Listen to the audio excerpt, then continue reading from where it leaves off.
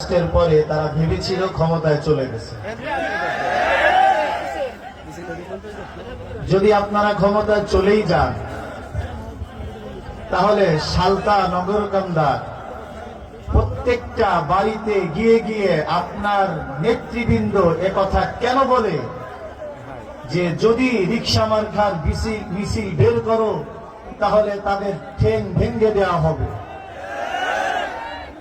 যদি আপনার সাহস থাকে, আপনি যদি উবাইদুর রহমানের কন্যা হয়ে থাকেন, সালতা নগরকান্দায় ঘোষণা দেন, সালতা নগরকান্দায় প্রত্যেকটা কেন্দ্রে রিকশা এবং দালিশ শীষের খেলা হবে ইনশাআল্লাহ।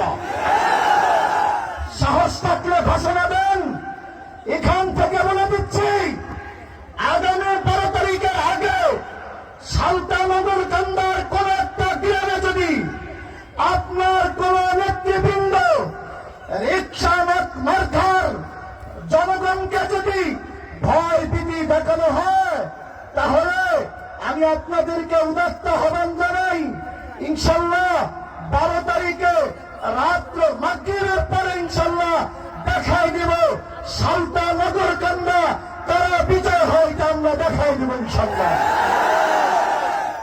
আপনার সাহস নাই।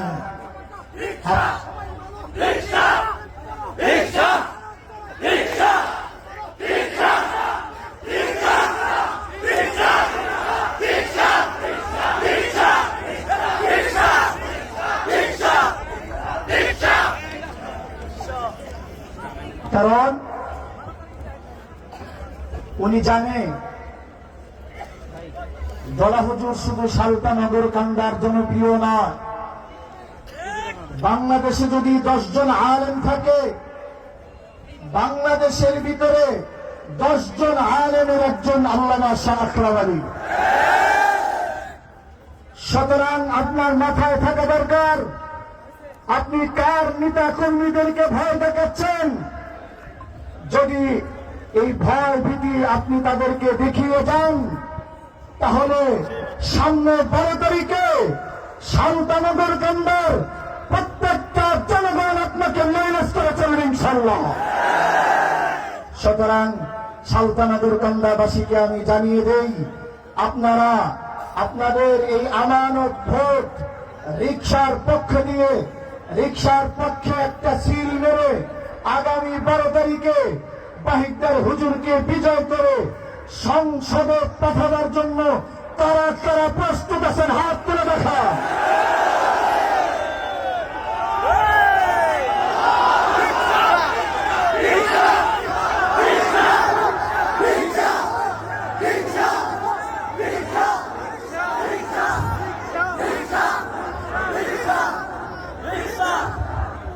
আমি পাশাপাশি একটা কথা বলতে চাই।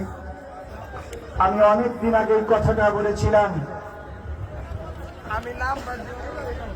উলামা দলের এক হাফেজ বলেছে সামনে 12 তারিখে ধানের শীষ মার্কায় ভোট দিয়ে শামা উবায়েদ রিঙ্কুর মাধ্যমে সালতা নগরকান্দা নবীর আদর্শ বাস্তবায়ন করবে।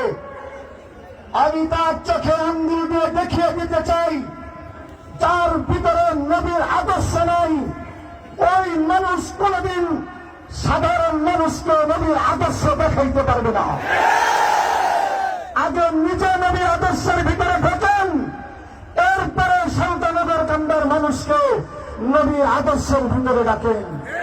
পরিশেষে একটি কথা, আপনি উবাইদুর রহমানের সন্তান, আমি বাহিদার হুজুরের সন্তান।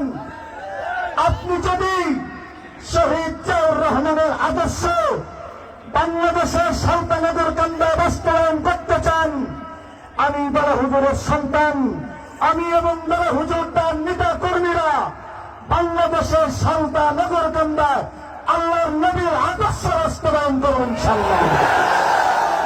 আল্লাহ আমাদের সবাইকে তৌফিক দান করেন। 12 তারিখ রিকশা মার্কায় চিল দিয়ে বাহিদার হুজুরকে সংসদে পাঠানোর তৌফিক দান করেন। নাসরুম মিনাল্লাহি ওয়া ফাতহুন করিব।